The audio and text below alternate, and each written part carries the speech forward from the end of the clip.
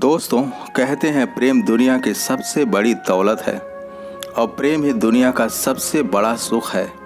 और जहाँ प्रेम नहीं होता वहाँ दुख के अलावा कुछ नहीं होता। इसी प्रेम के कारण भगवान राम ने शबरी के यहाँ जूठे बेर खाए थे। इसी प्रेम के बल पर मीरा जहर पी गई थी।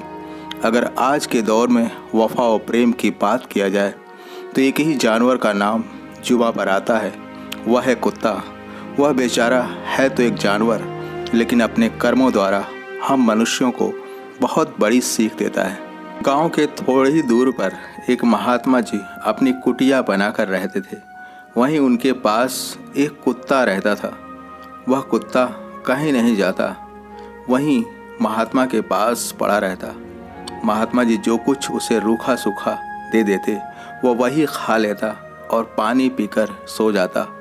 वह कुत्ता महात्मा जी से अत्यधिक प्रेम करने लगा था। जब भी महात्मा जी अपनी कुटिया से बाहर जाते तो उनकी गैर मौजूदगी में वह कुत्ता महात्मा के कुटिया की रखवाली भी करता। वह कुत्ता बेहद सीधा साधा व अनावश्यक रूप से कभी भी किसी को परेशान नहीं करता था। लड़ना व झगड़ा करना तो उसके स्वभाव में बिल्कुल भी नहीं था। एक दिन उसी आश्रम के पास गांव के कुछ कुत्ते आ गए और वहां आकर किसी बात को लेकर आपस में लड़ने झगड़ने लगे।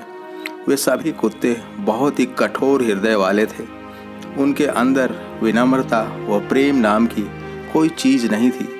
जब वे कुत्ते आपस में बुरी तरीके से लड़ रहे थे तो महात्मा जी के कुत्ते से रहा न गया, तो वह चलकर उनके पास गया और अपनी भाषा में समझाते हुए कहने लगा, भाइयों, इस तरह से आपस में झगड़ा करना अच्छी बात नहीं है, क्योंकि आपस का झगड़ा ही विनाश का मूल कारण होता है। झगड़ा करने वाले चाहे मनुष्य हों या पशु, अपने हृदय में कठोरता रखने के कारण अत्यधिक दिन तक दुनिया में जीवित नहीं रह सकते।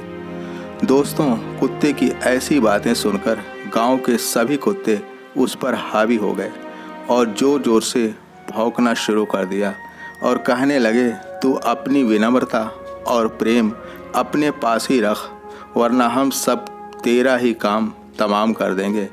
दोस्तों, ऐसा कहा जाता है कि सीधे साधे प्राणी की कोई इज्जत नहीं करता।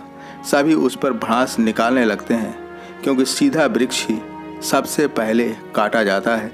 तो वह कुत्ता उन कुत्तों से कहने लगा, ठीक है भाई, हमें मारना या छोड़ देना तुम्हारे ऊपर है, पर इसके पहले एक कहानी सुन लो।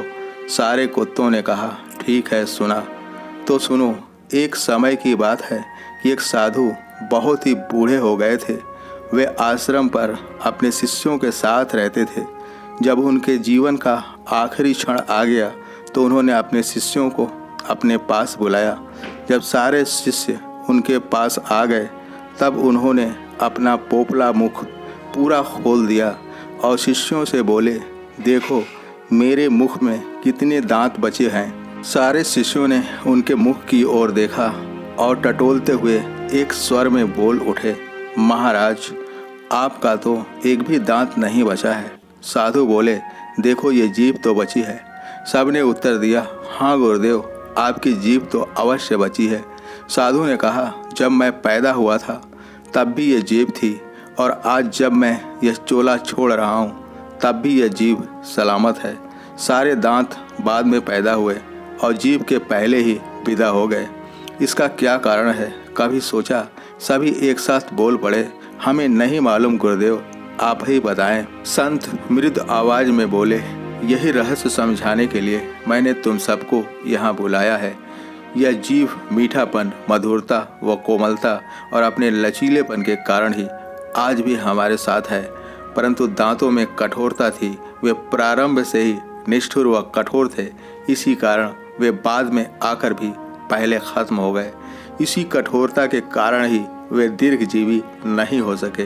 तो इसी तरह अगर आप भी दीर्घजीवी रहना चाहते हो तो कठोरता छोड़ो और विनम्रता से नाता जोड़ो। दोस्तों, किसी ने क्या खूब कहा है, थके हारे परिंदे लौटते हैं जब बसेरों को, सलीके मंद साकों का लचक जाना जरूरी है। So be humble for long life. इसी विचार के साथ आपका दिन शुभ हो। जय हिंद, जय भारत।